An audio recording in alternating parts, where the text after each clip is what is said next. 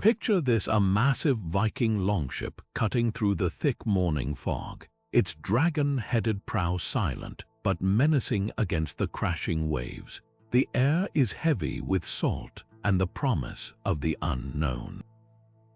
This isn't just a scene from a movie, it's a glimpse into the real, untold world of the Vikings, a civilization far more complex and fascinating than the horned helmets and mindless raids Hollywood would have you believe. For centuries, the Viking Age has been shrouded in myth and misunderstanding. But what if I told you their true story is packed with secrets so surprising, they'll make you rethink everything you thought you knew? Today, we're setting sail into the depths of history to uncover 30 astonishing secrets of the Viking Age, hidden truths about their advanced technology, strange rituals, and vast global reach that stretched far beyond Scandinavia. These weren't just ruthless warriors, they were master navigators who crossed oceans, ingenious craftsmen who forged weapons ahead of their time, and traders who connected continents. Ever heard of a Viking woman leading a settlement in North America, or their bizarre burial rites involving ships set ablaze? We're diving into all of its stories so wild they sound like legends, yet they're backed by bone-chilling archaeological evidence. This isn't just a history lesson, it's an adventure. Imagine standing on the deck of that longship, feeling the wind whip past as we uncover mysteries buried for over 1,000 years. From their eerie rune stones whispering forgotten spells to the shocking truth about their hygiene hint, they were cleaner than most Europeans. We're peeling back the layers of time to reveal a culture brimming with innovation, brutality, and unexpected sophistication. So, if you're ready to leave the clichés behind and step into the real Viking Age, where every discovery is more jaw-dropping than the last, then let's begin. Because history, it turns out, is far stranger than fiction. If you close your eyes and imagine a Viking warrior, chances are you picture a massive brute in a horned helmet, roaring as he charges into battle. Here's the shocking truth: that iconic image is completely wrong. Not a single piece of archaeological evidence from the Viking Age supports the idea that these warriors ever wore horned helmets. So where did this myth come from? Blame 19th century romanticism. When composers like Wagner staged grand operas about Norse legends, they dressed their actors in fantastical costumes, helmets with curling horns, dramatic capes, and exaggerated armor. These theatrical designs weren't based on history. They were meant to look striking under stage lights, but the image stuck, spreading through paintings, books, and eventually Hollywood, cementing one of history's most persistent misconceptions.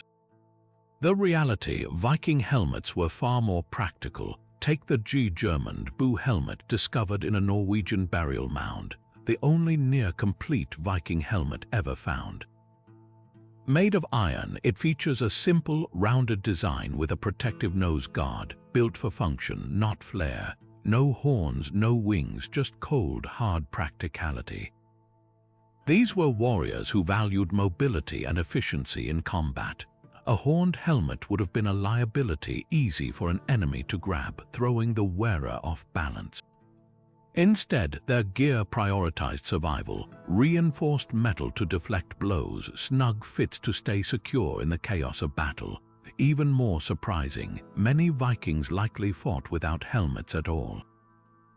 Metal was expensive, and not every warrior could afford one. Some probably wore simple leather caps or went bareheaded, relying on shields and agility.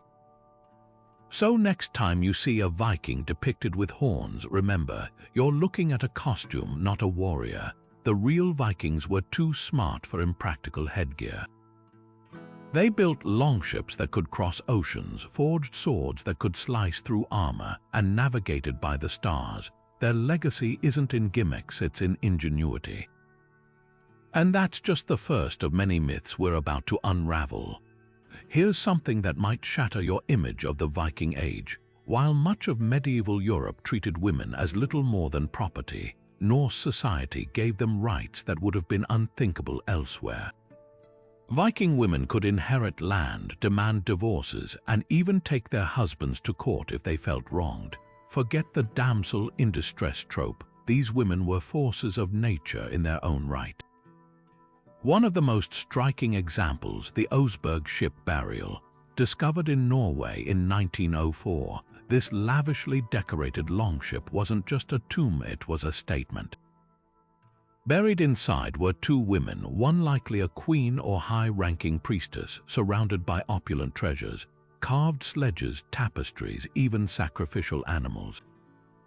This wasn't just a funeral, it was a power move, proving that women could wield authority and wealth rivaling any man's. But it wasn't just about status. Viking law actively protected women's autonomy. Take marriage. While unions were often strategic, Norse wives held shocking leverage. If a husband mistreated her, failed to provide, or even just let his appearance go, yes, grooming mattered, a woman could legally dissolve the marriage and walk away with her dowry and inheritances intact. The Laxdæla saga spills the tea on one such drama. Gudrun, a fiery noblewoman, divorces her first husband for dressing sloppily, then orchestrates a love triangle so intense it sparks a blood feud. These stories weren't just entertainment, they reflected real social norms. And here's the kicker, widows didn't just fade into the background. They could inherit their husband's entire estate, run family farms, and even command respect as seeresses or healers. Imagine that, a Viking matriarch barking orders at a crew of traders or settling disputes with the same authority as a chieftain. This wasn't equality by modern standards, but in a world where most cultures sidelined women, the Norse stood apart.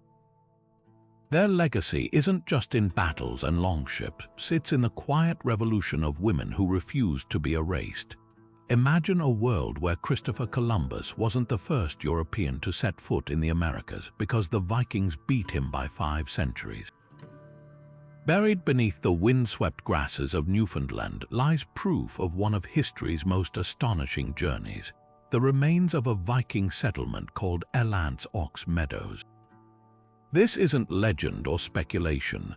Archaeologists have unearthed unmistakable evidence: rusted iron nails, the outlines of timber and turf longhouses, even butternut shells from trees that grew hundreds of miles south. These artifacts tell the story of Norse explorers who crossed the treacherous North Atlantic in open longships, landing on the shores of North America around the year 1000. The Vinland Saga's ancient Icelandic texts hinted at these voyages for centuries, describing a lush land of wild grapes and timber that Leif Erikson dubbed Vinland. But it wasn't until 1960 that hard evidence emerged. At Elant's Ox Meadows, excavators found something extraordinary: a Viking-style forge where settlers smelted iron, turning local bog ore into nails and tools. This wasn't a temporary camp, it was a forward base for exploration, housing up to 100 people at its peak. The butternuts tell an even wilder story. They couldn't have grown in Newfoundland, meaning the Vikings ventured as far south as New Brunswick, trading with indigenous peoples or exploring the coast. Picture the scene: Norse sailors gazing at unfamiliar forests, their longships beached beside unfamiliar shores. They'd sailed beyond the edge of their known world, navigating by sunstones, crystals that could pinpoint the sun through clouds and sheer nerve. Yet their stay was brief. Climate records show the Little Ice Age was beginning, making voyages riskier. Conflicts with indigenous groups, whom the sagas called Skraelings, likely played a role too. Within a decade or two, the settlement was abandoned, its story fading into myth until archaeology dragged it back into the light. So why don't we learn about this in school? Blame timing and scale. The Vikings' North American foothold was fleeting. No cities, no lasting colonies. Columbus's voyages, for all their brutality, triggered global upheaval. But the truth remains: when those Norse explorers raised their sails toward the unknown, they rewrote history. Elant's Ox Meadows isn't just a collection of ruins, it's a smoking gun, proving that the Viking Age was far more expansive, daring, and interconnected than we ever imagined. Now let's talk about one of the most brilliant secrets of Viking navigation, their use of sunstones. Picture this: a dense fog blankets the North Atlantic, reducing visibility to near zero. The waves are relentless, the wind howls, and there's no glimpse of the sun or stars to guide the way. For most sailors, this would mean disaster, but not for the Vikings. According to ancient sagas, they had a secret weapon, the solarstein or sunstone. These weren't mythical objects, but real, ingenious tools that may have given Viking navigators an almost supernatural edge. Archaeologists and historians have long debated what these sunstones actually were, but one compelling theory points to calcite crystals. When held up to the sky, certain types of calcite can polarize sunlight, creating a faint but detectable pattern that reveals the sun's position, even when it's completely hidden by clouds. It sounds like magic, but science backs it up. In experiments, researchers have successfully used calcite crystals to pinpoint the sun's location with startling accuracy, sometimes within a single degree. That level of precision would have been invaluable for sailors crossing vast, featureless oceans. The Viking sagas mention these stones in passing, but their true significance only became clear when modern scientists put them to the test. In one famous recreation, a team sailed a replica longship using nothing but a calcite sunstone and traditional navigation methods: no compass, no GPS. Even on overcast days, they could chart their course with remarkable consistency. Imagine the advantage this gave Viking explorers. While other cultures clung to coastlines, terrified of losing sight of land, the Norse could strike out into open water, confident they could find their way home. But here's the twist: no actual Viking sunstone has ever been found in an archaeological dig. All we have are the sagas and the science. Some historians argue they may have also used other minerals like cordierite, which has similar light-filtering properties. Others suggest the stones were so valuable that they were rarely buried with their owners, instead passed down through generations until they were lost to time. Whatever the truth, the concept alone speaks volumes about Viking ingenuity. These weren't just brute force raiders, they were master problem solvers, harnessing the natural world to conquer the impossible. And that's the real lesson here. The Vikings didn't just rely on brute strength or luck. They used every tool at their disposal, from celestial navigation to cutting edge for their time technology. Their sunstones weren't just crystals, they were the keys to the unknown, the reason they could cross oceans while others hesitated at the shore. Next time you hear about Viking raids or longships, remember this: their greatest weapon wasn't the axe. It was their relentless, unshakable curiosity. You might think of the Vikings as blood-soaked warriors who reveled in filth, but history delivers a razor-sharp twist. They were actually some of the cleanest people in medieval Europe. While their enemies recoiled at the idea of frequent bathing, Norse men and women took hygiene so seriously it became a cultural signature. Let's start with the artifacts. Viking graves across Scandinavia are littered with ornate combs, ear spoons, and even tweezers, tools that wouldn't look out of place in a modern bathroom. These weren't just functional items, they were status symbols, often carved from antler or bone and decorated with intricate patterns.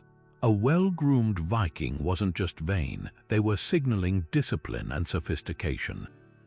Now contrast this with the reaction of their victims. English monks writing in the Anglo-Saxon chronicles seemed almost offended by the invaders' habits.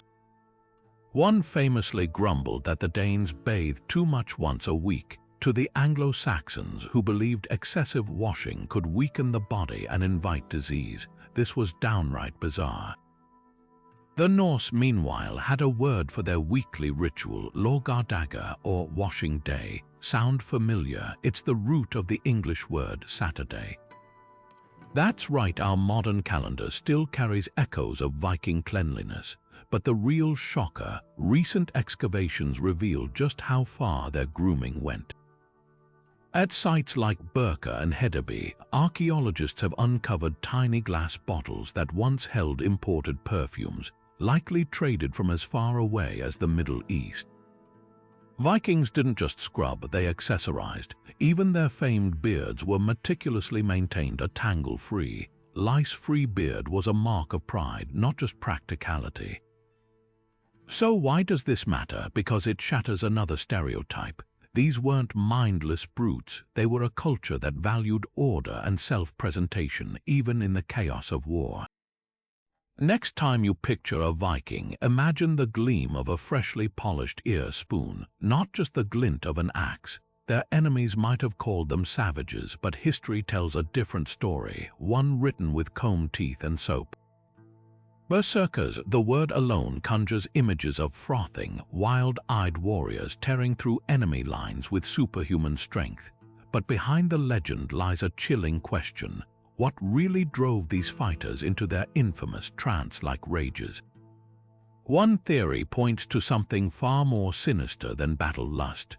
Historians and pharmacologists suggest berserkers may have been under the influence of powerful hallucinogens, specifically a toxic plant called henbane. Found across Scandinavia, henbane contains scopolamine and atropine compounds that can induce violent delirium, feverish heat tolerance, and even temporary immunity to pain. Picture a warrior chewing henbane seeds before battle, his pupils dilating as the world warps around him, his senses amplifying every scream and clash of steel.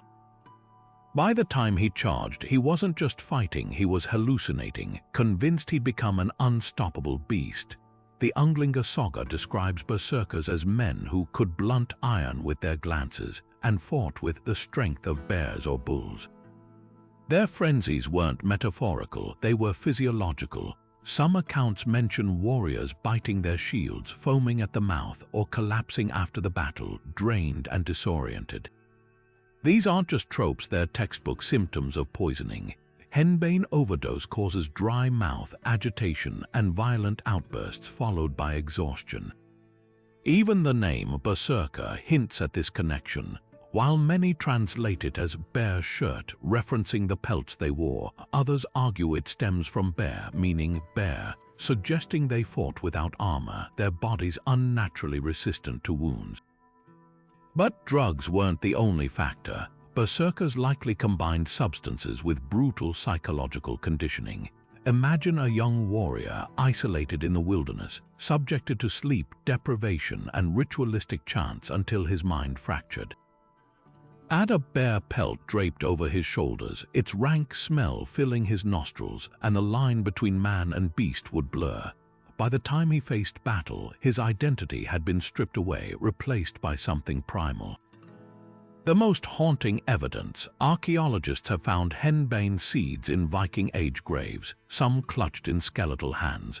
Whether these warriors were berserkers or merely users of medicinal plants remains debated, but one thing's clear: their rages weren't just fury, they were chemistry meeting mythology, creating a weapon more terrifying than any axe. Few things capture the staggering reach of Viking traders better than this. Buried in Scandinavian soil, archaeologists have unearthed hundreds of silver coins stamped with Arabic script dirhams minted in Baghdad, nearly 3,000 miles away. These weren't battlefield plunder, they were payment for goods, proof that Norse merchants stretched their networks farther than anyone in medieval Europe. Imagine the journey: a Viking trader haggling in bustling markets along the Volga River, his pockets heavy with furs from the north, honey from Baltic forests, and amber washed up on Scandinavian shores. By the time he returned home, his wealth wasn't measured in axes or arm rings, but in glittering foreign coins bearing the names of caliphs half a world away. The key to this trade empire: rivers. While the Vikings are famous for their ocean voyages, their eastern routes relied on inland waterways like the Volga and Dnieper, slicing deep into the heart of Eurasia. Slavic chronicles describe Norse traders portaging their ships between rivers, dragging longships over land when necessary to connect the Baltic with the Black and Caspian seas. It was grueling work, but the payoff was immense. In Baghdad, the Abbasid Caliphate was at its zenith, a golden age of science, art, and commerce. The caliph's subjects craved northern luxuries, enslaved captives from Viking raids, walrus ivory for intricate carvings, even falcons trained for royal hunts. In return, the Norse brought back silk, spices, and most importantly, silver. Hoards found across Sweden and Gotland contained dirhams by the thousands, some sliced into pieces to make smaller denominations, a medieval version of breaking a large bill. But the most vivid window into these exchanges comes from an unlikely source, Ahmad ibn Fadlan, an Arab diplomat sent north in the 10th century. His first-hand account of encountering Viking traders along the Volga reads like a scene from another planet. He describes them as the filthiest of God's creatures, shocked by their unwashed hands and communal morning bowls of water for face rinsing. Yet even as he recoiled, Ibn Fadlan documented details no Norse scribe ever would, like the funeral of a chieftain where a slave girl volunteered to join her master in death. His chilling description of the ritual, from the intoxication of the girl to the burning longship, aligns eerily with Swedish burial sites like the Oseberg ship. What makes these connections so remarkable isn't just the distance covered, it's the cultural collision. Vikings drinking from glass imported from Syria, Arab geographers mapping Scandinavian fjords based on traders' tales, even a dirham repurposed as a pendant in a Swedish grave, its Quranic verses worn smooth by time.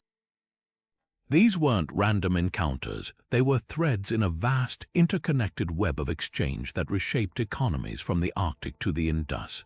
While the rest of Europe huddled behind castle walls, the Norse were out there, turning the known world into their marketplace.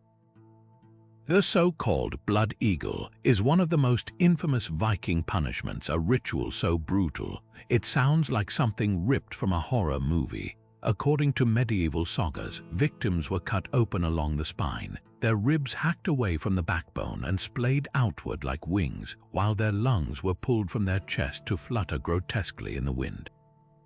It's the kind of detail that fuels nightmares, but here's the catch.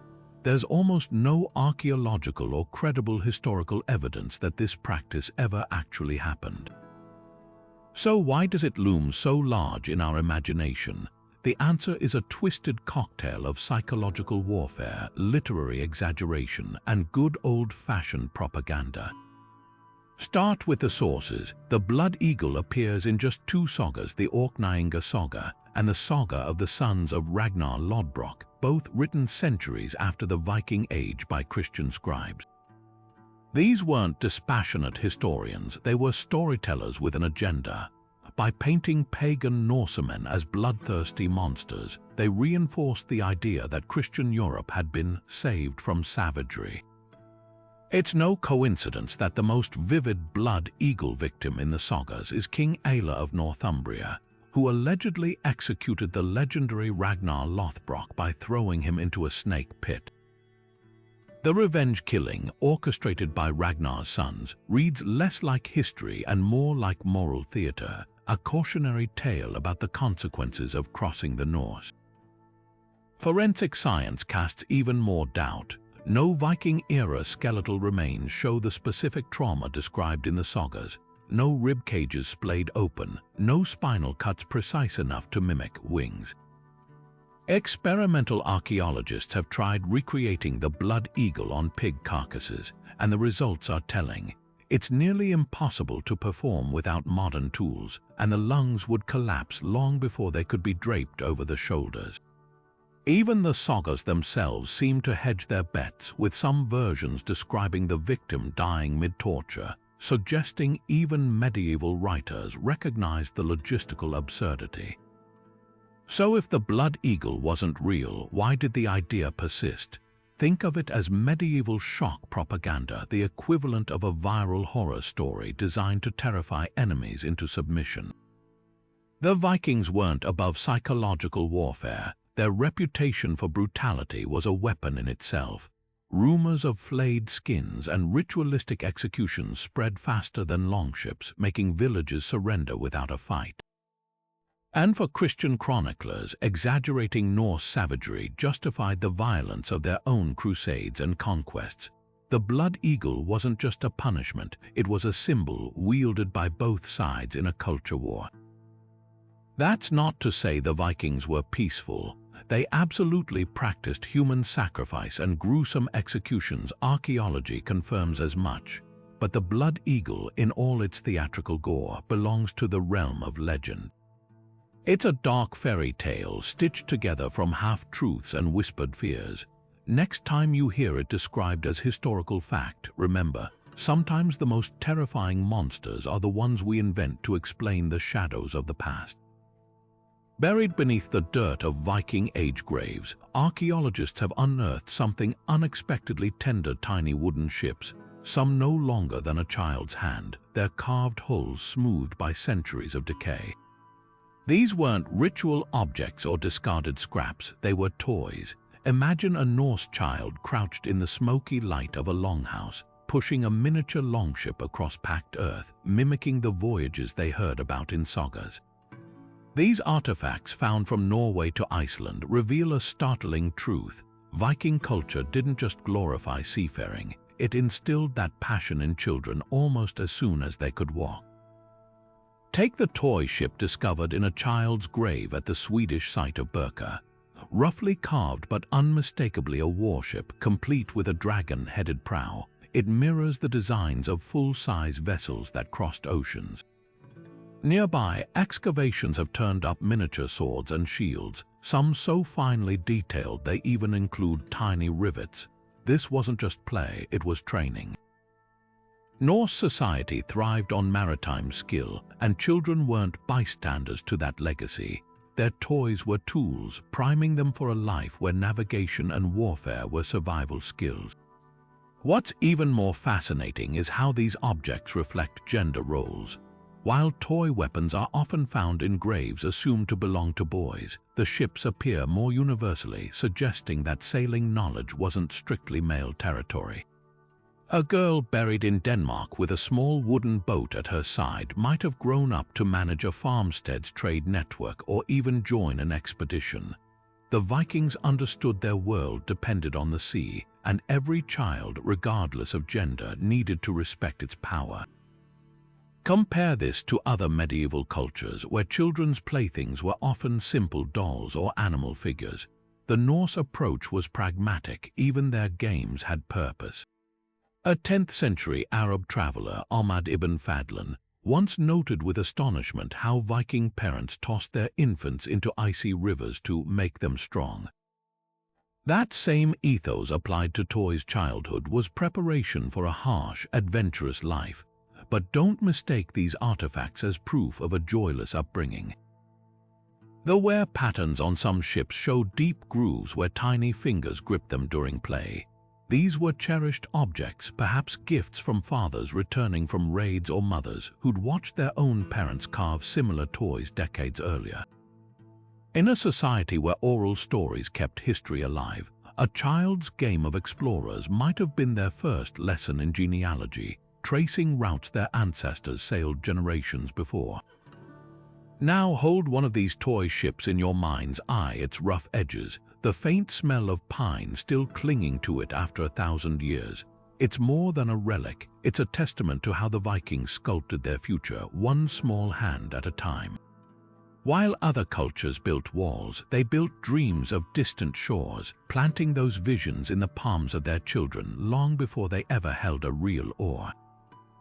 That's how you forge an age of explorers, not just with swords, but with splinters of imagination. The Viking Age wasn't just an era of swords and sails, it was also a time of whispered words and carved secrets.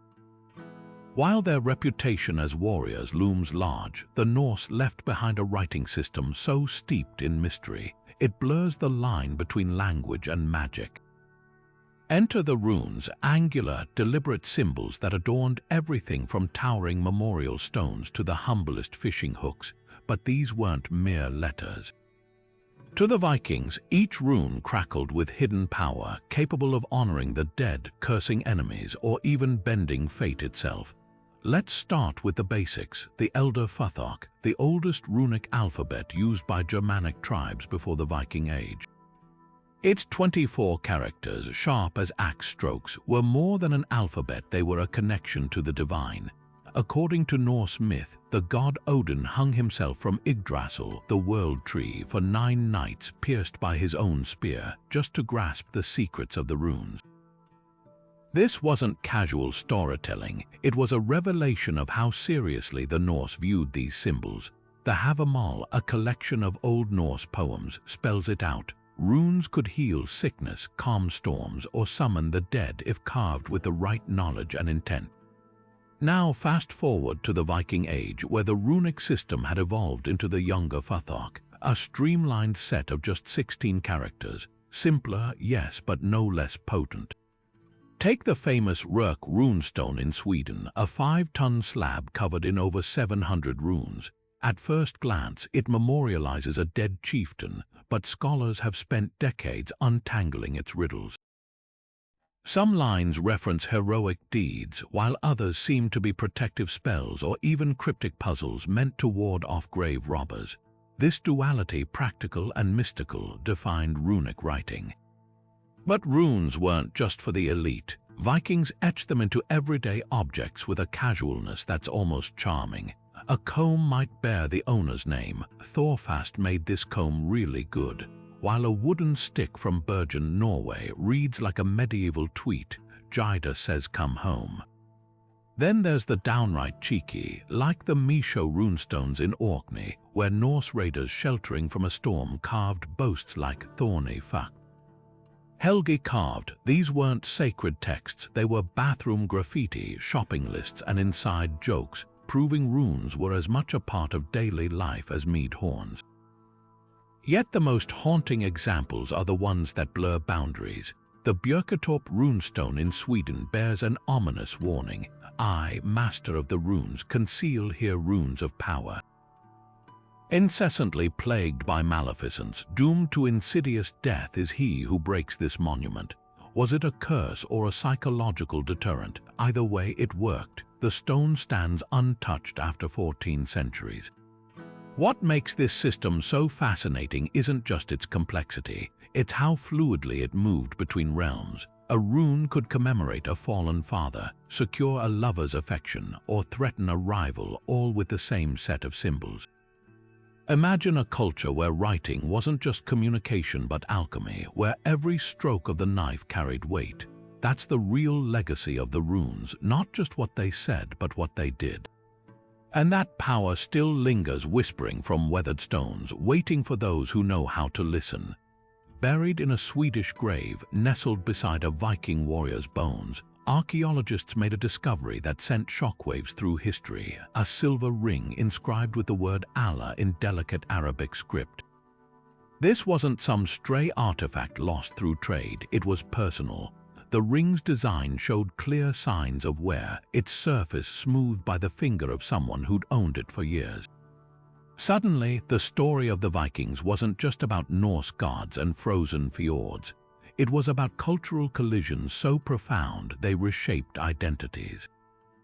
The Birka ring, as it's now known, is just one thread in a much larger tapestry. Across Scandinavia, silver hoards contain coins bearing the names of Abbasid caliphs, while runestones in Sweden mention travelers who died in Sörkland, the Norse term for the Muslim world. But the ring stands out because it's not just currency, it's a statement.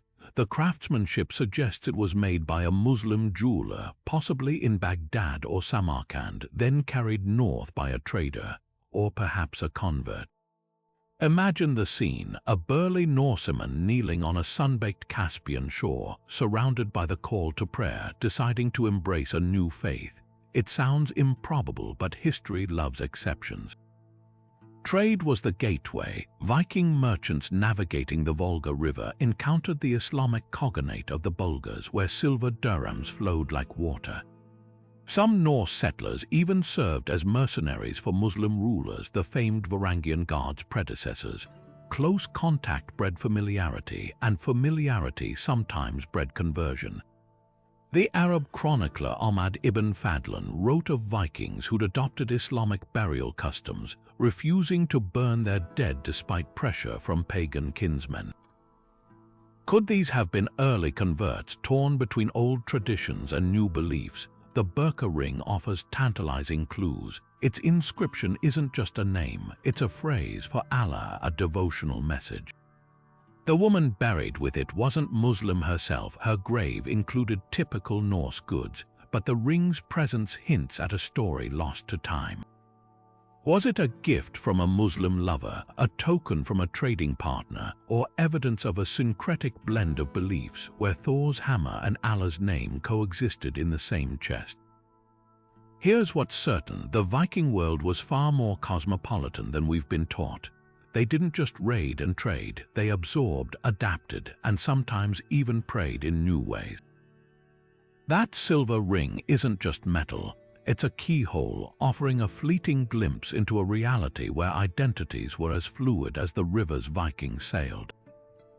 In a time when borders were imagined and faith was portable, perhaps the real surprise isn't that some Vikings became Muslim, but that we ever thought their world could fit neatly into a single box. Imagine standing on the banks of the Seine in the year 845, watching in horror as a fleet of Viking longships glides toward Paris despite the river being so shallow, local fishermen could wade across it. How was this possible? The answer lies in one of the most brilliant engineering feats of the Viking Age. Ships so masterfully designed they could navigate waters barely deep enough to drown in. At the Roskilde Viking Ship Museum in Denmark, reconstructed longships reveal the secrets behind this game-changing technology. Their secret weapon, a combination of clinker-built hulls and shallow draft keels that turned narrow rivers into highways for conquest. Start with the clinker-built technique. Unlike Mediterranean ships which used smooth planked hulls, Viking craftsmen overlapped wooden planks like shingles on a roof, riveting them together with iron nails. This created a flexible yet incredibly strong structure that could flex with the waves instead of shattering, but the real genius was in the weight distribution. A typical Viking longship displaced less than 3 feet of water, about the depth of a child's wading pool. Compare that to the massive European cogs of the same era, which needed 12 feet or more to stay afloat. This shallow draft meant Vikings could strike far inland, bypassing coastal defenses and appearing almost magically in the heart of enemy territory. Then there's the keel, a slender but critical spine running the length of the ship. Archaeologists studying the Skjoldelev wrecks, 5 original longships excavated from a Danish fjord, found keels so finely tapered they reduced drag without sacrificing stability. Some designs even featured removable keels for river travel, allowing raiders to swap parts like modular weapons. Picture a raiding party rowing up the Loire River, their oars barely skimming the riverbed, then suddenly raising sails when the current turned in their favor. These weren't just boats, they were shape-shifting tools adapted for stealth or speed as needed. The Roskilde Museum's Sea Stallion, a full-scale replica of the 30-yard-long Skjoldelev II, proves how effective this engineering was. In 2007, it sailed from Denmark to Dublin using only Viking-era techniques, weathering North Atlantic storms with ease. Yet when tested in shallow waters, it glided effortlessly over sandbars that would have grounded other vessels. That versatility explains why Viking raids were so devastating. While Frankish kings fortified their coasts, the Norse simply sailed past them, creeping up rivers like the Seine or Thames to sack cities unprepared for an attack from inland. But here's what's often overlooked: these ships weren't just for war.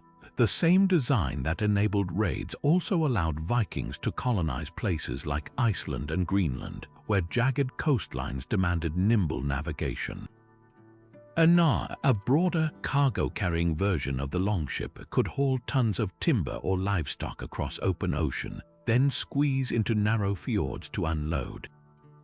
That duality, part warship, part workhorse, showcases Norse pragmatism. They didn't just build ships, they built solutions, crafting vessels as adaptable as the people who sailed them. So next time you see a Viking longship depicted in movies, look past the dragon prow. The real terror wasn't the carvings, it was the physics. A hull that turned rivers into roads, a keel that laughed at shallows, and a design so perfect it remained unmatched for centuries. The Vikings didn't just conquer the sea, they rewrote the rules of naval warfare, proving that sometimes the deadliest weapon isn't an axe, it's a few inches of draft.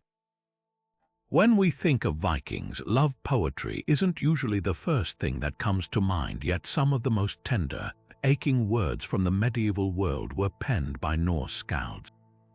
Take the Waking of Anganta, a haunting verse where a ghostly warrior reassures his grieving daughter from beyond the grave. "Do not weep, my child, death comes to all. Better to live with joy than linger in sorrow." These aren't the words of a mindless brute, they're the echoes of a culture that valued emotional depth as much as martial prowess. Skaldic poetry wasn't just entertainment, it was a sacred art passed down through generations where complex metaphors and intricate rhymes captured everything from battlefield glory to the quiet torment of unrequited love. Now shift your gaze to a far humbler artifact, a wooden stick unearthed in Bergen, Norway, carved with a runic message so intimate it feels like eavesdropping. "Kiss me, my love, I long for your touch," it reads, the runes worn smooth by fingers that traced them centuries ago. This wasn't high art commissioned by kings, it was a personal plea, scribbled by someone who couldn't bear to speak their desire aloud. Similar charms have been found across Scandinavia, spells to attract lovers, curses to repel rivals, even playful taunts between sweethearts. One particularly bold inscription from Sigtuna, Sweden, cheekily declares, "Gudrun's kisses are sweeter than mead, but her brother's axe is sharp." What's striking here is the duality. The same hands that wielded axes could carve verses of startling vulnerability. Consider the Lay of Sigurdrifa, where a Valkyrie teaches a warrior cryptic love runes to win his beloved. Carve them on your palm, or the stem of your cup, or the horse's hoof. These weren't just superstitions, they were rituals of hope, blending poetry and magic into a single act of longing. Then there's the irony. While Christian monks across Europe wrote sermons condemning passion, Viking sagas celebrated it, often with eyebrow-raising candor.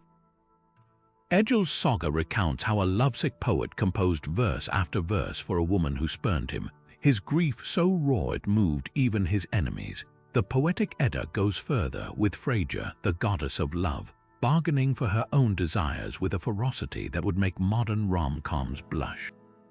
So why does this matter? Because it shatters the stereotype of Vikings as one-dimensional raiders.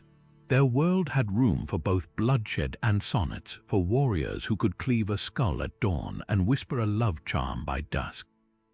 Those rune sticks and sagas aren't just relics, they're reminders that the human heart, no matter how fierce its shell, has always beat to the same rhythms: desire, loss, and the desperate hope that words might bridge the distance between two souls.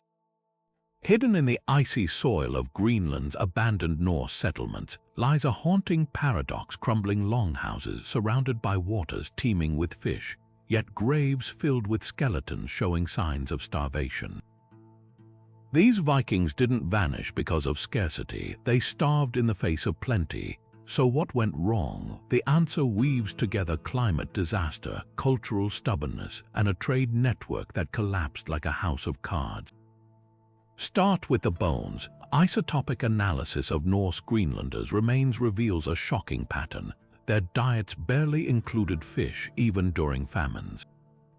At sites like the Western Settlement, where cod bones litter middens from earlier periods, later graves show carbon signatures almost exclusively from land-based animals: cattle, sheep, and whatever meager crops could survive the cooling climate. This wasn't ignorance, it was choice. Norse society revolved around pastoralism, with laws and taboos elevating livestock as status symbols. Eating fish, especially among elites, may have been seen as a step backward, a humiliation for a people who prided themselves on their European identity. Then came the Little Ice Age. Tree rings and ice cores tell us temperatures plummeted in the 14th century, shortening growing seasons by weeks. Grasslands withered and sea ice choked fjords, cutting off trade routes to Europe. suddenly those prized cattle, symbols of wealth, became liabilities. A single cow required up to 2 tons of hay per winter, hay that could no longer be reliably harvested. But old habits die hard. While the Inuit thrived by adapting, hunting seals and fishing through ice, the Norse doubled down on their failing farms, their cultural identity now a death sentence. Inuit oral histories add another layer. Passed-down tales speak of Kavlunate the Norse starving while refusing to learn harpoon fishing or eat whale blubber. One account describes a Norse mother scraping mold from stored food to feed her children, while Inuit hunters offered fresh meat she wouldn't touch. Whether pride, religious aversion to pagan Inuit methods, or sheer inflexibility doomed them is still debated. But archaeology confirms the grim finale. Bones of butchered dogs and rodents in the final occupation layers, then silence. The cruelest twist, just decades after the last Norse Greenlanders vanished, the climate began warming again. Their settlements sat empty, their churches crumbling, while the fish they'd ignored still swam in abundance below the ice. It's a cautionary tale about the price of clinging to tradition when the world changes, and a reminder that survival often belongs not to the strongest but to the most adaptable. Among the treasures looted from monasteries and traded across continents, the Vikings prized something far more enduring than silver or silk: the power of words. While history remembers them as raiders hungry for gold, their own sagas reveal a startling truth. They revered poets above warriors, believing a well-spoken verse could outlast the sharpest sword. The Havamal, a collection of Norse wisdom poetry attributed to Odin himself, puts it bluntly: cattle die, kinsmen die, but fame never dies for the one who earns it with words. This wasn't just philosophy, it was a cultural mantra. Skalds, the Viking equivalent of rock stars, commanded respect so immense, kings gifted them arm rings worth fortunes just to hear their praise sung in hall after hall. Consider Odin's own sacrifice in the poetic Edda. The All-Father god didn't hang himself from Yggdrasil for 9 nights to win a hoard of treasure or a sharper blade. He did it for wisdom, tearing the secrets of runes from the universe's grip. That same obsession with knowledge bled into everyday life. A skilled skald could save his own life with a spontaneous verse, like the poet Egil Skallagrimson, who composed Herfothlausen, Head Ransom, in 1 night to appease an enemy king. His reward, not just survival, but honor, a place at the table beside the very ruler he'd wronged. The contrast with stereotypes couldn't be starker. Yes, Vikings piled up plunder, but they also piled up metaphors. Their sagas are stuffed with kenning's intricate poetic riddles like Whale Road for sea or Battle Light for sword. These weren't just decorative, they were intellectual flexes, proof that a warrior's mind could be as sharp as his axe. Even the Havamal doubles as both life advice and lyrical art. The unwise man thinks he'll live forever if he avoids war, but old age grants no peace though spears spare him.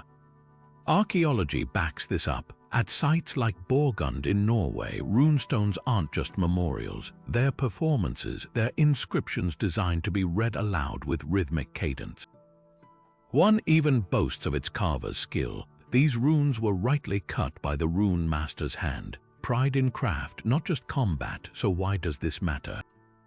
Because it forces us to see the Viking Age in full spectrum. These weren't mindless pillagers, they were storytellers who understood that legacy isn't just what you take, it's what you leave echoing in the minds of others. Next time you hear a saga's opening line, listen, all you who want to hear. Remember, they're not just talking to us, they're still winning fame 1,000 years later. Beneath the vast Icelandic sky, on a windswept plain called Thingvellir, history's oldest surviving parliament once gathered. The Althing wasn't just a meeting, it was the beating heart of Viking law, a place where chieftains and farmers, even slaves, stood shoulder to settle disputes under the open air. Established in the year 930, this assembly predates England's Magna Carta by nearly 3 centuries and France's Estates General by over 400 years. What made it revolutionary wasn't just its age, but its astonishing inclusivity. While medieval Europe clung to feudal hierarchies, the Norse were crafting a system where power wasn't just inherited, it was negotiated. At the center of it all stood the Lawspeaker, a human Wikipedia of Norse legal codes. Elected for 3-year terms, this walking legal encyclopedia would recite 1/3 of Iceland's laws from memory at each gathering, his voice carrying across the rock-strewn assembly ground.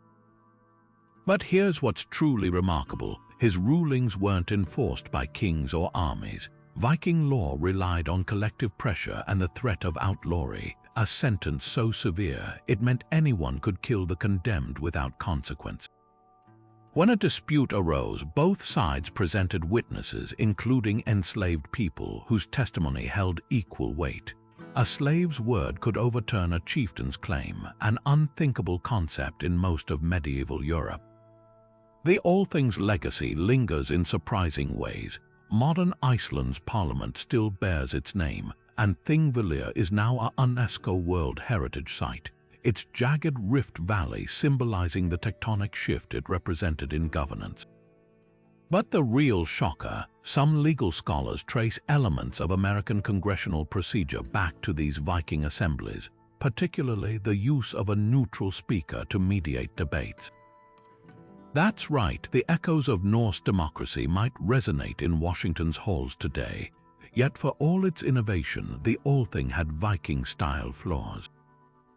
Justice wasn't always blind. Wealthy families could sway verdicts with silver or threats of feud, and while slaves could testify, they remained property.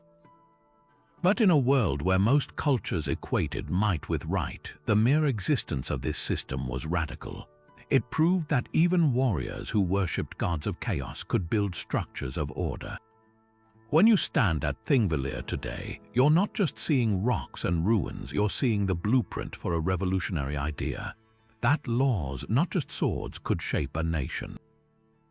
One of the Vikings' most brilliant military tricks involved turning their greatest strength, their ships, into psychological weapons. Picture this, a fleet of longships deliberately anchored in shallow water, their masts tilted at unnatural angles, their decks eerily empty. To any passing observer, they'd appear abandoned, perhaps wrecked. But beneath the surface, warriors crouched in silence, weapons ready, waiting for the perfect moment to strike. This wasn't just deception, it was naval warfare turned into theater. The Embark, an Icelandic saga chronicling early Norse settlements, preserves one of the most famous examples. Floki Vilhjalmsson, a Viking explorer navigating treacherous waters near Iceland, suspected hostile ships were tracking him. His solution: fake a shipwreck. By partially submerging his vessel and scattering debris along the shore, Floki convinced his pursuers he'd met disaster. When the enemy closed in to salvage the wreck, his crew emerged from hiding, turning the hunters into the hunted. The ambush was so effective, it became legendary, a masterclass in misdirection. But the strategy wasn't just for explorers. Raiders used variations of this ruse to lure coastal defenders into traps. Anchoring a ship just shallow enough to list dramatically, they'd leave behind a few strategically placed valuables, a silver brooch, a discarded shield, to sell the illusion of hasty abandonment.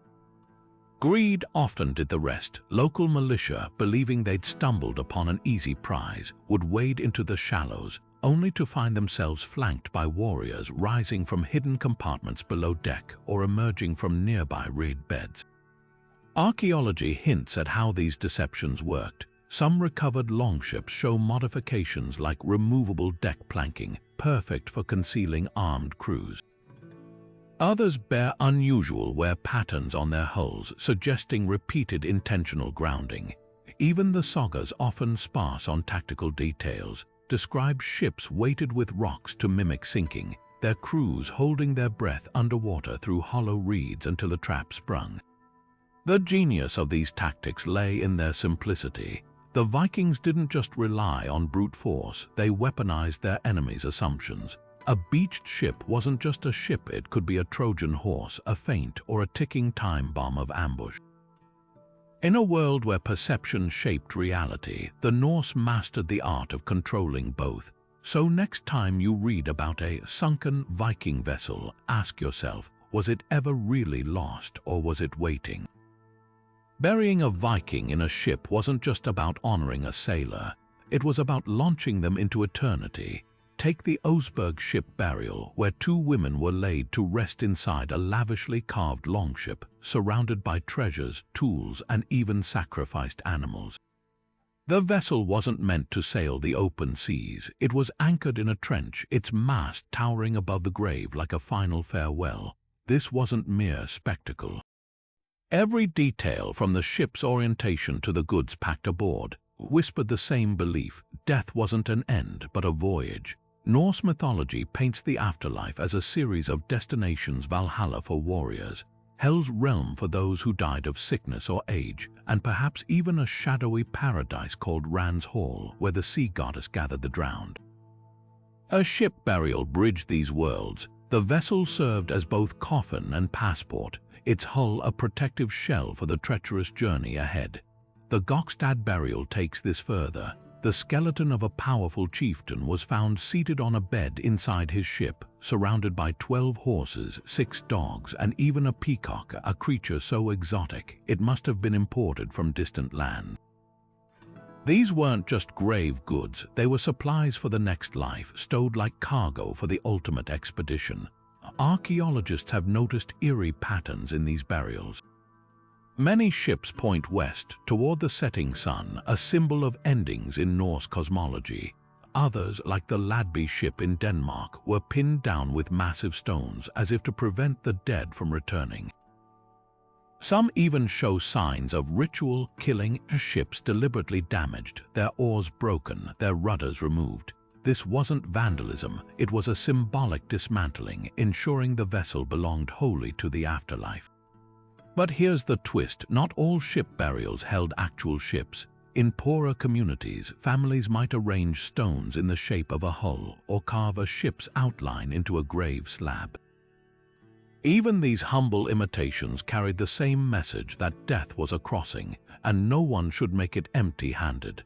A child's grave in Sweden held a tiny stone ship flanked by toy weapons, proof that this belief began early. The most haunting detail: some ships show wear from real voyages before becoming tombs. The Oseberg ship's keel bears scratches from beaching, its sails likely patched from storms. This wasn't just any boat, it had tasted salt and wind, making it the perfect guide for the soul's last journey. When the dirt finally covered these graves, it wasn't just a burial, it was a bon voyage.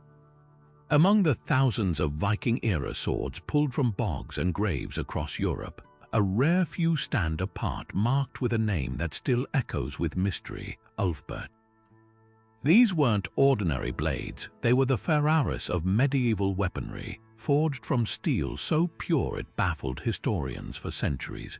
When metallurgists analyzed these swords under modern microscopes, they found something astonishing. The metal contained almost no slag, the brittle impurities that plagued most weapons of the era. This wasn't just good craftsmanship, it was technology centuries ahead of its time, and its origins trace back to a trade network stretching farther than anyone imagined. The secret lay in the steel itself.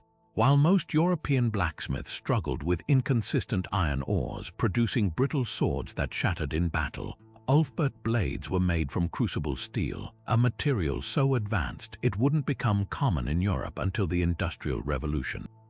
The closest source, Afghanistan, high in the Hindu Kush Mountains, mines produced woot steel, a legendary alloy traded along the Silk Road. Somehow, this exotic material found its way into Viking hands, likely through the vast trade routes linking the Volga to the Caspian Sea. Picture a Norse trader bartering furs and amber in a bustling Khazar market, walking away with an ingot of steel that would one day end up in a Frankish forge, stamped with the now iconic +V Leif plus inscription. But here's where it gets even stranger. The name Ulfbert wasn't a brand, it was likely a lineage. Scholars believe these swords were produced by a single workshop, or a closely guarded guild in the Frankish Empire between the 9th and 11th centuries. The consistency in quality suggests a secretive, possibly monastic tradition where master smiths passed down their techniques like sacred knowledge. Some blades even bear crossed markings hinting at Christian symbolism, an ironic twist for weapons wielded by pagan raiders. The difference in performance was stark. While a typical Viking sword might bend or chip after clashing with a shield, an ulfbert could slice through armor with terrifying efficiency. Sagas describe swords that cut through mail like cloth, and modern tests prove it wasn't hyperbole. Replicas forged using period-correct methods hold razor-sharp edges even after brutal stress tests, their flexibility allowing them to absorb blows without snapping. Yet for all their brilliance, ulfbert swords raise more questions than answers. Only around 200 have been found, scattered from Ireland to Russia. Were they reserved for elites, battlefield loot, or perhaps gifts to secure alliances? The fact that many were buried in Scandinavia, far from their Frankish origins, suggests they were prized trophies, objects of awe even among warriors who knew their worth. And then, poof, the tradition vanished. By the 12th century, no more ulfberts appeared. Whether the secret was lost, the trade routes collapsed, or smiths simply moved on, these blades became relics of a fleeting golden age. Today, they're more than artifacts. They're proof that the Viking Age wasn't just an era of axes and raids, but of connections spanning continents, and craftsmanship so advanced, it still leaves us speechless. When you think of Viking settlements, chaotic clusters of sagging huts might come to mind, wild outposts where warriors dumped loot between raids. But step into Hedeby, the bustling trade hub at the crossroads of Norse Europe, and you'll find something that shatters every barbarian cliché. Streets laid out in precise grids, workshops arranged by trade, even a rudimentary drainage system running beneath wooden walkways. Archaeologists mapping this 9th century town have uncovered a level of urban planning that rivaled cities far to the south. Wide avenues branched into smaller lanes, all leading to a central marketplace where traders from Baghdad to Dublin haggled over goods. This wasn't some slapdash camp, it was a medieval metropolis humming with intention. Ribe, Denmark's oldest Viking town, takes it further. Excavations reveal stratified layers of meticulously maintained roads, some paved with flat stones, others reinforced with packed clay to withstand cart traffic. Plot the finds on a map and a startling pattern emerges. Streets radiated outward from the harbor like spokes on a wheel, funneling fish from the docks to smokeries, iron from forges to shipyards. At its peak, Ribe hosted mint workshops, glass bead makers, and even textile dyers industries that required zoning to avoid setting the whole town ablaze. One dig uncovered a strict property boundary marked by oak posts, proof that land disputes weren't settled by axes alone, but by something far more revolutionary: municipal law.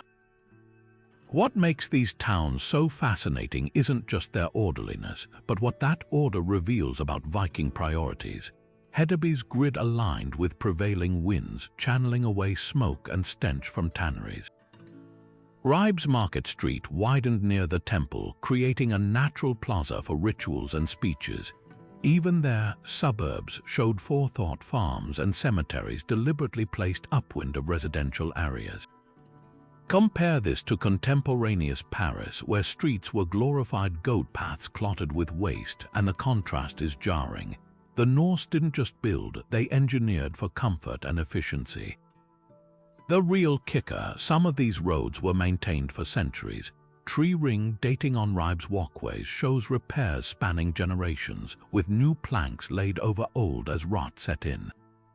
That kind of long-term thinking flies in the face of the here today, pillage tomorrow stereotype. These weren't temporary bases for raiders, they were homes designed to last. When a visiting Arab merchant described Hedeby as a vast city at the very end of the world, he wasn't exaggerating. He was bearing witness to a truth we're only now uncovering. The Vikings didn't just pass through history. They built it brick by orderly brick. Buried beside Viking warriors in their graves, lying next to swords and shields, archaeologists have found something unexpected: intricately carved game boards with strange, asymmetrical patterns. This wasn't just idle entertainment, it was Nefertafel, a game so deeply woven into Norse culture that it doubled as training for war. Unlike chess, where both sides start equally, Nefertafel mirrored the Viking worldview: a king and his defenders, vastly outnumbered, fighting to escape a ring of attackers.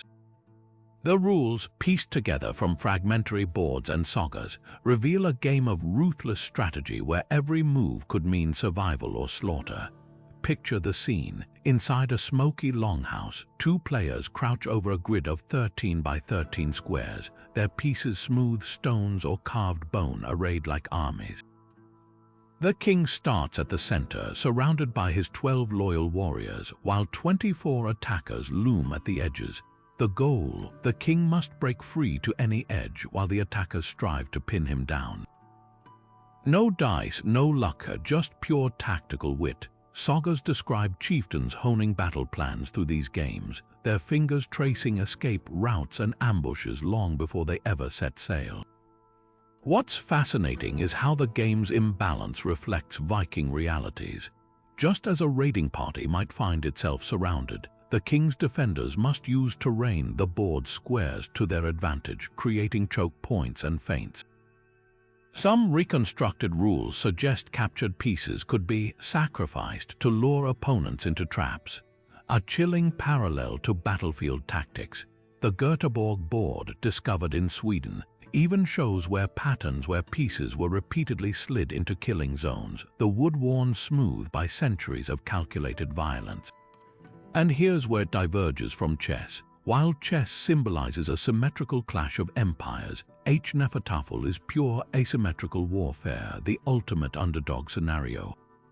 The attackers have numbers, but the king has cunning. The sagas brim with metaphors comparing the game to real skirmishes. In Brennu Enjol's saga, a character even taunts his opponent by saying, "Your king moves like a cornered fox, but even foxes bite."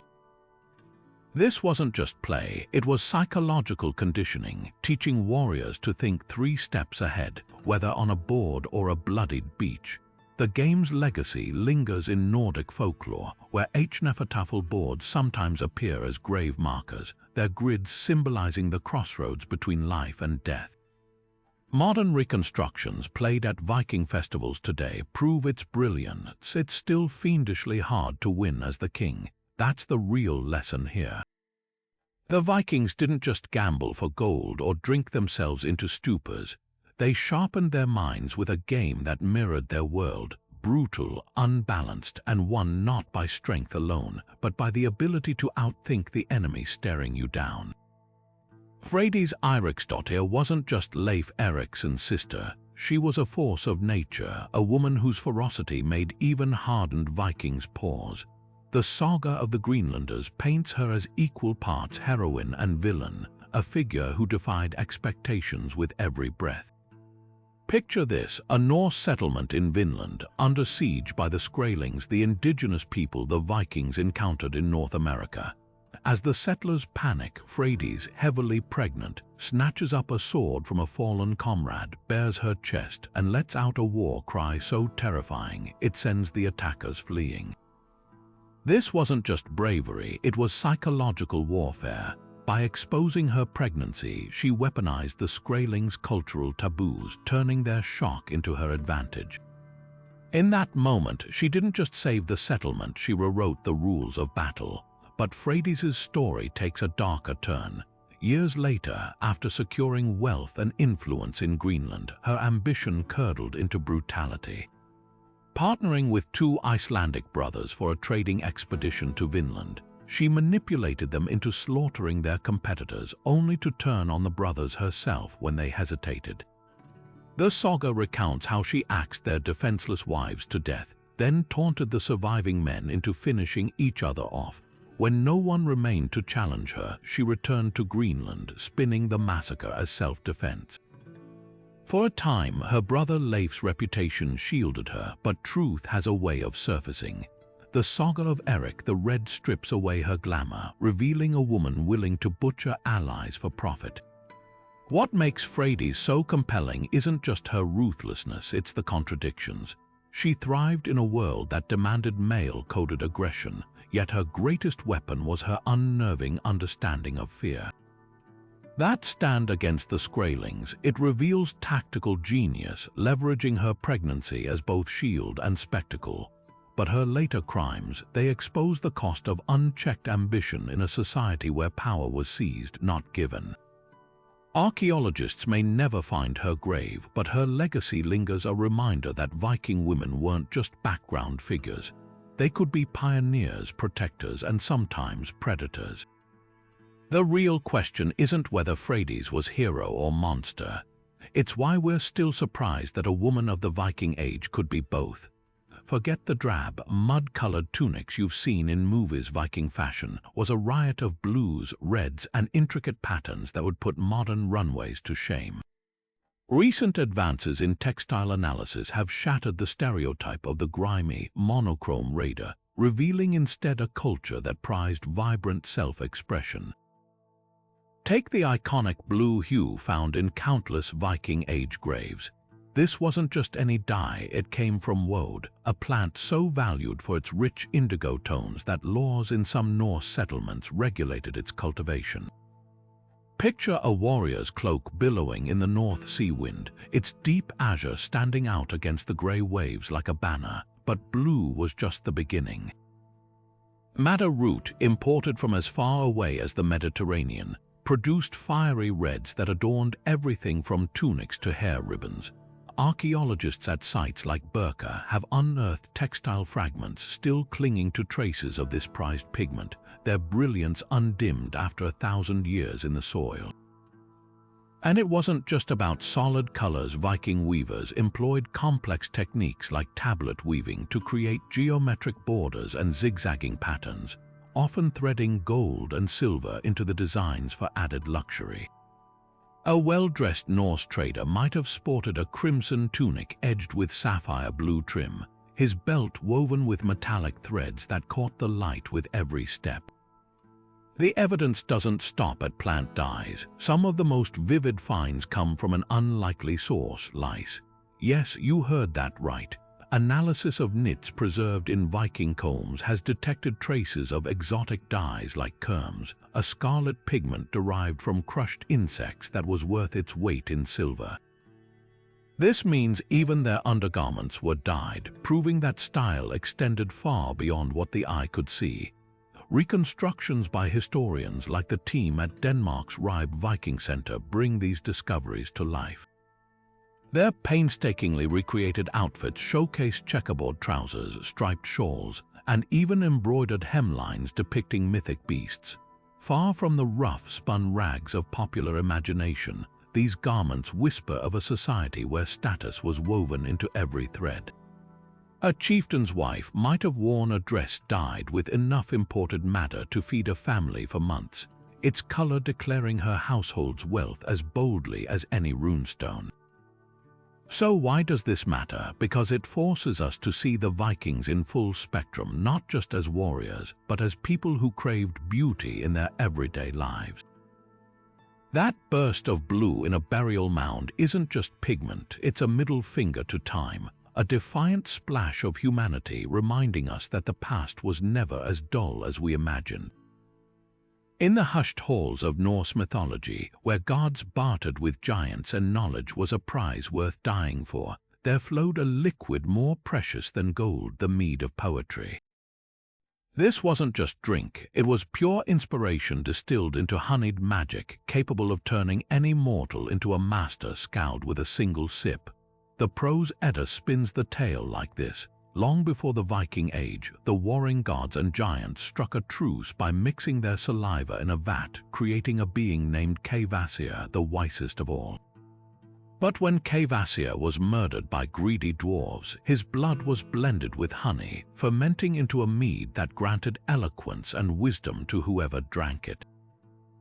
The dwarves hoarded it, the giants stole it, and then came Odin the All-Father, who'd already sacrificed an eye for wisdom, scheming to claim it for himself. Disguised as a mortal wanderer, Odin seduced the giantess Gunlurth, guarding the mead in her mountain stronghold. For 3 nights he drank from the 3 vessels holding the liquid, draining each one dry before transforming into an eagle to escape, the giant's fury hot on his wings. As he fled back to Asgard, some mead spilled from his beak, raining down on Midgard. And that, the sagas say, is why mediocre poets exist. The rest Odin kept for the gods and those mortals he deemed worthy, pouring it into the mouths of chosen skalds like divine nectar. The Havamal doesn't just describe this theft, it sings it with verses that mimic the mead's intoxicating power. The words rose like steam to my head, / I drank deep from Odin's gift, / till the verse spilled unbidden, / a river of runes. You can almost taste the transformation in those lines, the moment a simple man becomes a vessel for something greater. Skalds invoked this myth before reciting, calling on Odin to open the mead's flow, as if their verses weren't crafted but channeled. But here's the twist, the mead of poetry wasn't just a metaphor. Viking-age brewers really did lace their mead with herbs like henbane or yarrow, mild hallucinogens that might have sparked creativity, or at least the illusion of it. Imagine a feast where the drink wasn't just for merriment but for transcendence, where every toast flirted with divinity. That's the real magic of this myth. It blurred the line between art and alchemy, suggesting that great poetry wasn't just skill, it was possession, a fleeting taste of the god's own stolen hoard. And perhaps that's why this story endured long after the last skald fell silent. Even today, we talk about creativity as something that strikes or flows through us as if we're mere conduits. The Vikings just had the courage to call it what it was: theft from the divine, smuggled into our world one verse at a time. The Ynglinga saga tells of King Orn, a ruler so desperate to cling to life, he made a bargain darker than any battlefield slaughter, not with enemies but with his own blood. This wasn't the quick strike of a sacrificial blade, it was a calculated, chilling ritual stretched over decades. The saga claims that Odin himself offered Orn a deal. For every son he killed in the god's name, he'd be granted 10 more years of rule. One by one, Orn delivered his heirs to the altar, each death buying him another decade of power. Imagine the horror of a kingdom watching its future extinguished, not by war or plague, but by a king's hunger for borrowed time. What makes Orn's story so unsettling isn't just the brutality. It's the cold arithmetic of his choices. Norse paganism did include human sacrifice, but typically of prisoners or volunteers, not a ruler's own children. Orn twisted the practice into something far more personal, treating his lineage like a dwindling pile of currency. By the 9th son, his nobles finally revolted, exiling him to Denmark before he could destroy the royal line entirely. Yet even in exile, the saga suggests Orn's obsession wasn't regret, but frustration. Had he only sacrificed one more, he might have ruled forever. Archaeology lends eerie credence to this tale. At sites like Legacies in Denmark, a center of early Norse kingship, human remains show signs of ritual killing, including a high-status child buried with symbols of Odinic cults. While no direct link to Orn exists, these finds prove that child sacrifice wasn't just saga fiction. The gods demanded extremes, and some kings paid the price in the most unthinkable currency. But here's the cruel irony. Orn's saga ends with his deathbed realization that no amount of blood could cheat fate. His dynasty collapsed, his name remembered not for glory but for desperation. In a culture that prized legacy above all, his story became a warning that power bought with kin's blood is power already lost. In the lawless expanses of Viking-age Iceland, where blood feuds could spiral for generations and justice often meant taking matters into your own hands, there existed a system so ruthlessly efficient it could make modern law enforcement shudder. Meet the Fimmtardómar, an elite group of trackers and enforcers tasked with hunting down outlaws across Iceland's volcanic wastes. This wasn't just frontier justice, it was a proto-police force with near unlimited authority, and their most infamous target was Grettir the Strong, a man whose 19-year run from these hunters became the stuff of legend. The rules were simple but brutal. Once declared an outlaw, a sentence called skogamather, meaning forest man, you were stripped of all legal protections. Anyone could kill you without consequence, and your property was forfeit. But the real threat came from the Fimmtardama, a band of 5 sheriffs appointed by the Althing. These weren't bumbling constables, they were specialists in survival, tracking, and ambush, often recruited from former outlaws who knew every trick in the book.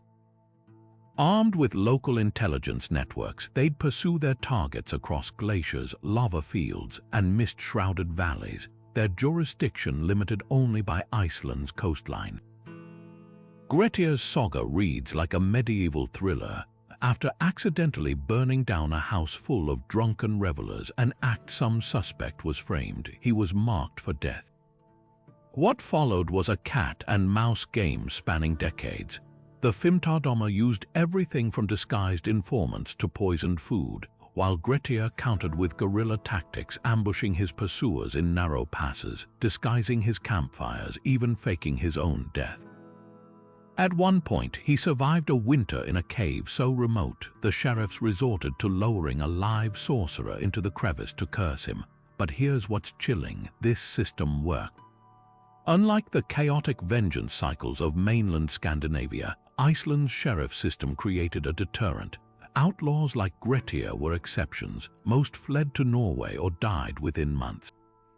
The threat of professional hunters, backed by the collective might of Icelandic society, kept feuds from devolving into total anarchy. Archaeologists have found evidence of these pursuits in place names like Felljótsdalshérað, where ridges and valleys still bear labels like Sheriff's Ambush or Outlaw's Last Stand. The brilliance of the system lay in its flexibility. Sheriffs could deputize locals, offering bounties for information or aid. Communities that sheltered outlaws faced fines or worse, turning every farmstead into a potential checkpoint. Yet it wasn't infallible. Corruption crept in. Some sheriffs took bribes to look the other way, while others were accused of framing rivals. But for its time, it was staggeringly advanced, a stark contrast to the might makes right ethos of elsewhere in the Viking world. Grettir's eventual fate, betrayed by a wound, a servant, and a cursed piece of driftwood, shows the Fimmtardama's relentless reach. His story endures not just as a tale of survival, but as a testament to a system that understood something profound. True order requires more than laws. It needs hunters who know how to wait. Standing barely taller than a large dog, the horses of the Viking Age would have looked almost comically small next to today's towering warhorses until you saw them in action. Recent DNA analysis of ancient Norse horse remains reveals a shocking truth. These compact, shaggy-maned animals were the original super survivors, bred for endurance over elegance. Modern Icelandic horses, virtually unchanged since the Vikings first brought them across the North Atlantic, still carry the same genetic markers as their ancestors, mutations that allowed them to withstand sub-zero temperatures, traverse lava fields, and even perform a unique fifth gait called the turlt, a smooth, gliding motion perfect for long distances. These weren't just ponies, they were all-terrain vehicles of the medieval world. Mythology elevated them further. Odin's 8-legged steed Sleipnir, born from the trickster god Loki's bizarre union with a stallion, wasn't just a fantastical creature. He embodied the Viking ideal of equine perfection. Described in the poetic Edda as the fastest mount across the 9 worlds, able to outrun wind and outmaneuver death itself, Sleipnir symbolized what every Norse rider wanted: a partner as limitless as their ambition. Real-life Viking horses may not have had extra legs, but they shared his supernatural stamina. Sagas recount chieftains riding their mounts through blizzards for days without rest, the animals' thick coats crusted with ice yet still pushing forward. On the battlefield, their small size became an advantage. Unlike the heavy destriers of medieval knights that bogged down in mud, Viking horses were agile enough to navigate rocky shores and dense forests, perfect for lightning raids. The Gulathing laws even specified fines for stealing a horse valued for its fjord-crossing speed, proving how deeply Vikings prized mobility. At the Oseberg ship burial, 2 such horses were sacrificed alongside their mistress, their bones showing telltale muscle attachments from years of pulling sledges uphill. These animals didn't just carry riders, they hauled timber for ships, plowed frozen fields, and dragged trade goods over mountain passes that would have broken larger breeds. Perhaps their greatest legacy lies in their bloodlines. When Viking settlers reached Iceland, they banned the import of new horses to preserve the breed's purity, a law still in effect today. Modern Icelandic horses can trace their ancestry back to those 9th century originals, making them one of the oldest unchanged horse populations on Earth. Next time you see one of these sturdy creatures effortlessly tilting across a lava plain, remember, you're looking at the same fleet-footed, iron-willed partners that carried the Vikings to the edge of the known world.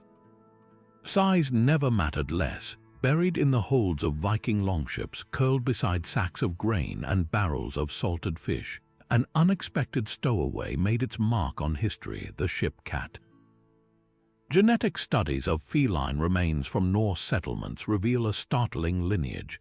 These weren't just any strays, but descendants of Egyptian cats that had traveled farther than most humans of their time. When researchers analyzed DNA from a 9th century cat buried in a Danish Viking port, they found mitochondrial markers linking it to cats domesticated in the Near East thousands of years earlier. These weren't accidental passengers, they were working crew members, their claws as vital to maritime survival as any sail or oar. Picture the scene, a sleek, sharp-eyed feline prowling the shadows of a longship, its reflexes keeping rats from gnawing through rope and provisions. A single rodent infestation could doom a voyage, spoiling food stores or chewing through rigging mid-journey. But Viking cats did more than pest control, they became cultural icons. The goddess Freya, Norse mythology's fierce patroness of love and war, was said to ride a chariot pulled by 2 massive grey cats, gifts from Thor himself. Sagas describe these beasts as loyal yet temperamental, their strength belying their domestic origins. Farmers left offerings of milk for Freya's cats, hoping to secure fertile harvests, while sailors whispered prayers to them before launching into stormy seas. The archaeological record backs up the legends. At the Swedish trading hub of Berka, excavators found a cat buried with a tiny bronze bell, likely a cherished pet or ship's mascot. Other sites reveal cats interred alongside humans, their bones showing signs of high-protein diets unusual for typical medieval strays. These felines weren't just tolerated, they were valued. Some even speculate Vikings selectively bred them for traits like thick fur to withstand northern winters, creating an early prototype of the modern Norwegian forest cat.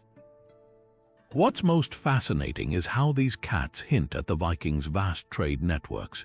Just as silver dirhams from Baghdad turned up in Scandinavian hordes, Egyptian cat genes quietly infiltrated Nordic villages.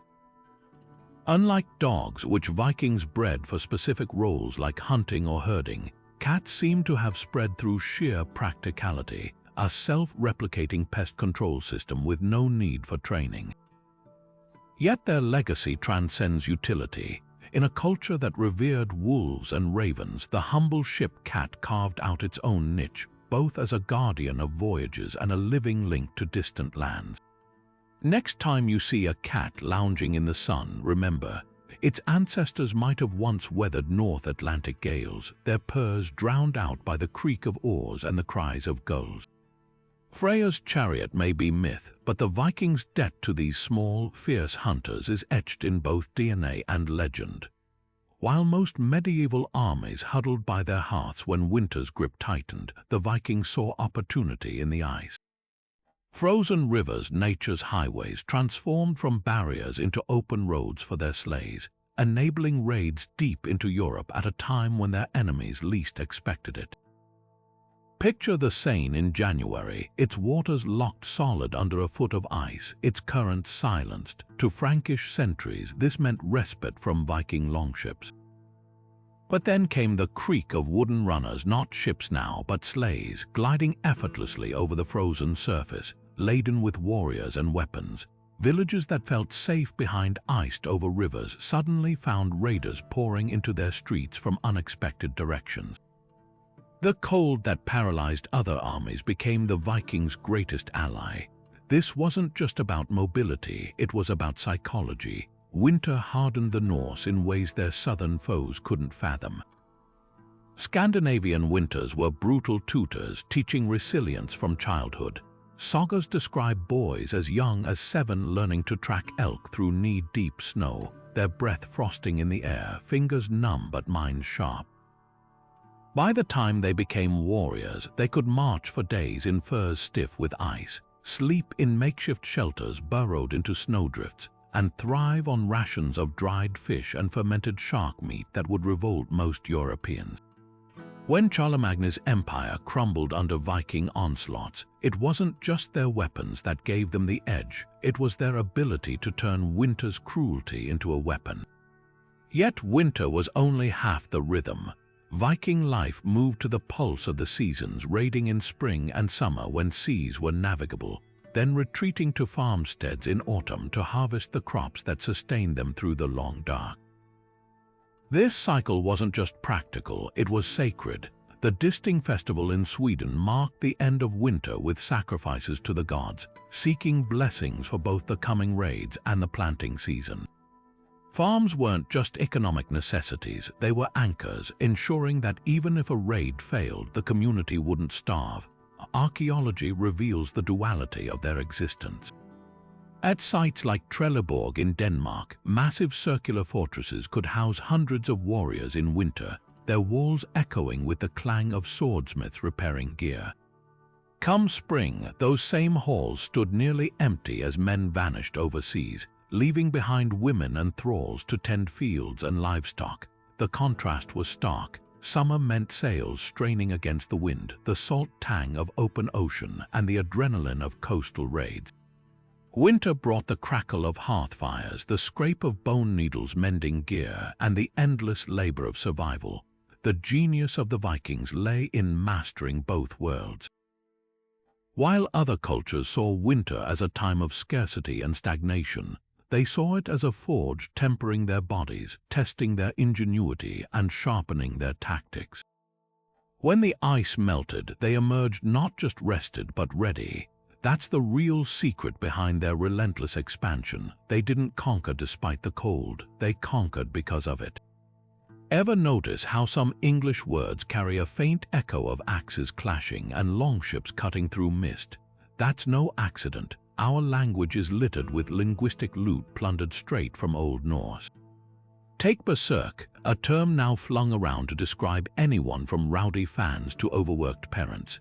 Its roots are far darker. It comes from berserkir, referring to Viking warriors who fought in a trance-like fury, their very name meaning bare shirt for the pelts they wore. Over centuries, that visceral image of animalistic rage got sanded down into modern vernacular, but the pulse of its origin still thrums beneath the surface. Then there's ransack, a word that still drips with its Viking past. Derived from ransaca, it originally meant to search a house in Old Norse, specifically with violent intent. Medieval English scribes, weary of Norse raids, sharpened its meaning to match their trauma, turning it into a synonym for pillage. Even something as mundane as Thursday owes its existence to Thor, the god of thunder. Thor's dagger in Old Norse became Thunrisdig in Old English, a direct linguistic thread tying our weekly calendar to Viking cosmology. Place names are even more revealing. Walk through the streets of York and you're treading atop Jorvik, the Viking kingdom that once ruled northern England. Scandinavia's fingerprints are everywhere: Grimsby, Grimmer's village; Whitby, Hvitter's settlement; even Lothorpe, Thorpe meaning a small Viking farm. These aren't just labels, they're archaeological layers, each syllable a clue to waves of Norse settlement that reshaped Britain's cultural DNA, but the quirkiest survivors. Everyday words like egg, sky, and window, all Norse imports that muscled their way into English. Before the Vikings, the English called an egg ag, but the Norse version egg was so persistent, it cracked its way into permanence. Window comes from vindauga or wind-eye, a poetic Viking description that turned panes of glass into portals for the breeze. Even they, them, and there are Old Norse hand-me-downs simplifying English's clunky grammatical structures.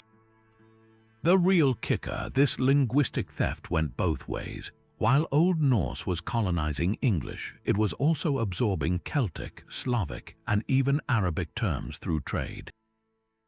Words like anchor from Latin and silver shared across Germanic languages reveal how the Vikings weren't just conquerors, they were cultural sponges.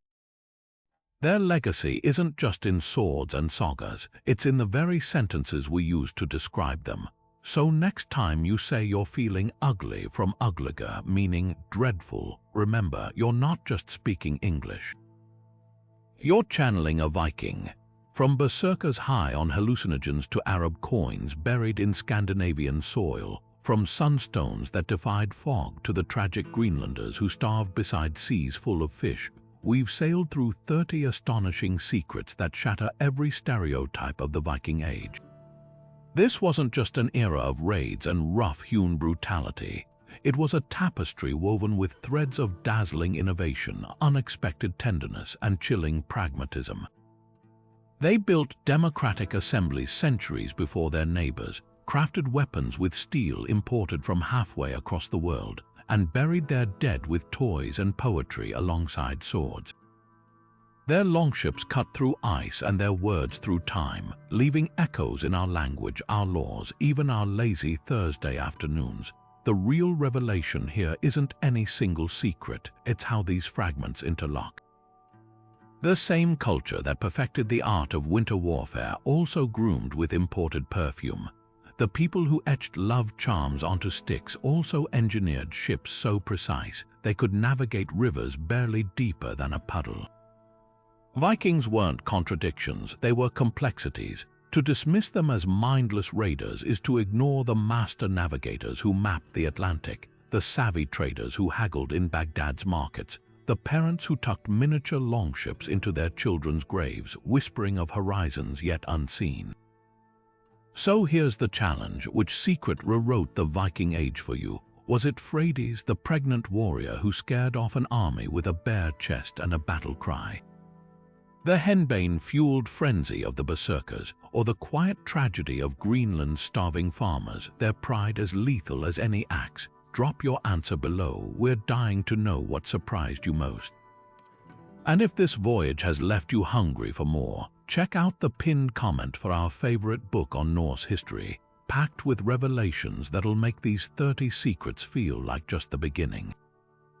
After all, history isn't a monolith, it's a mosaic, and every piece changes the picture.